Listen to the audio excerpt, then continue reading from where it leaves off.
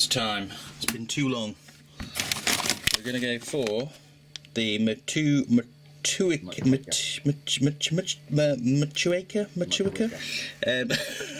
from John at Swampham. Even got it all nicely divvied out into lovely little bags here. We're going to get cracking with a brew. Okay. Well, it's time.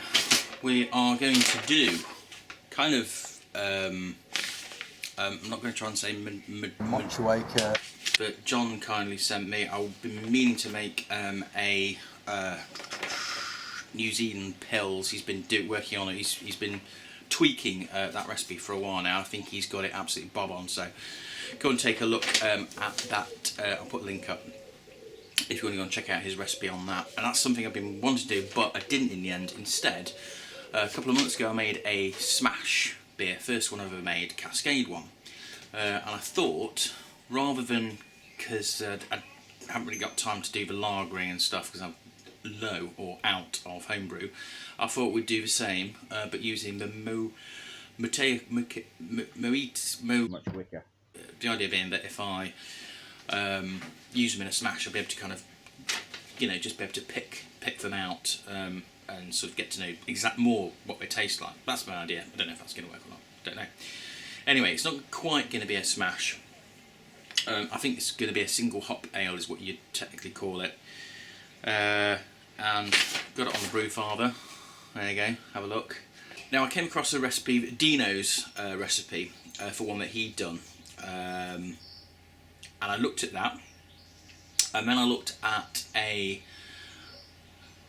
the Cascade single hopped ale that I did last time that I liked, and I kind of sort of did a bit of a mashup between the two. I was just going to go with Dino's and scale it up, but he does a 15-minute, or on his recipe he did a 15-minute mash, sorry, a 15-minute boil. I'll put the link up because it's, by all accounts, it turned out really well. And I do, and I don't know why, but I've always done an hour boil and stuff like that. And I started looking at the calculations and stuff, and I think because when he put his hops, the hop utilisation I think is different, isn't it? You get more bitterness and stuff like that. So I thought, what I'll do is I'll kind of combine both of those, and I came up with this. So we're going to see how it goes. Recipe is 5 kilos of pale malt. In fact, I'll put the recipe up. I'll put the 5 kilos of pale malt, but I also put some carapils in because that was in this single hop ale that I liked. I don't really know exactly what it does.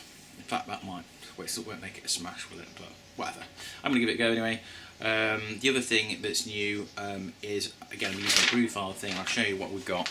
And I'm going to keep this wired in.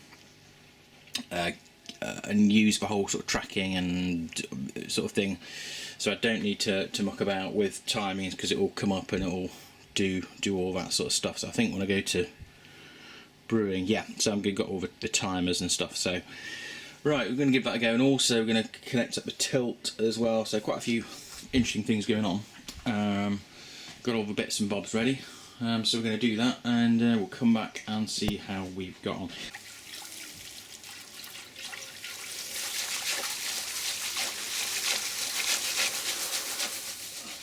Right, well, it's turned out to be a good day. It's beautiful out there, so we'll see. Sunshine is out. Brew went pretty well. Made a couple of mistakes, I think, along the way, which I'll get onto afterwards. Unfortunately, I ended up chucking a bit too much of a trub away, which is a bit annoying. So I think I'm going to be a little bit short on my volumes, but other than that, it went pretty good. And I'm just trying to get my head around using the new, the Brew Father thing, the whole alarm thing, that you can set up to remind you to do things. It works really well, stuff like that. Also, I've just got the tilt pretty much set up, so let me just show you down there that I've got it all set up with the first couple of readings coming. So I just need to know how to sort out calibration, because it's a couple of points off, which it always has been a couple of points off. But other than that, it's all good. So a big thanks to John for the This is the Motueka. Been practicing, you see. Not quite single single malt, because it had some sort of carapels in, but you know, single hop is what it was all about, wasn't it? So it's about 10 days old or so. I have been trying to resist drinking it and testing it. I have obviously already had a fair few of these, and it's been absolute cracking beer. Got a lovely head on it. It's clearing up nicely as well. It's quite chilled, this glass. In fact, it's lovely. It's lovely and cool. I'm just desperately trying not to drink it because I want to. I wanted to try and just get to know the hop rather than put it with something else and then not be able to sort of detect it, you know, in other brews. So that was the idea behind it. Oh God, I can't wait to drink this. Yeah, that's the plan. So what we're going to do is I'm going to have go through it and see if I can. I've been trying to detect what flavours and stuff and things, all that kind of malarkey that's going on, and then I'm going to look up what it says on the actual internet about the particular hop. I'm not going to do very well at this, I'm sure, but we're going to give it a go in the interest of science. Oh, look at that. Right, okay, let's just get stuck in. So, smells hoppy, as you would expect.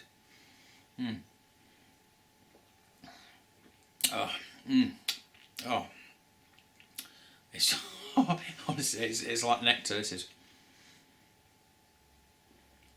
It's improved so much as well. I mean, over the last sort of week or so, because I did drink it too early, but I was out of beer and I just fancied a drop. But it's got kind of like. It's got almost like a subtle. It's there, but there's a sort of subtlety about it, and for me, I've been giving this quite a bit of thought. I think it's kind of like a sort of melony taste. I think that's what I've managed to sort of. That's my best sort of.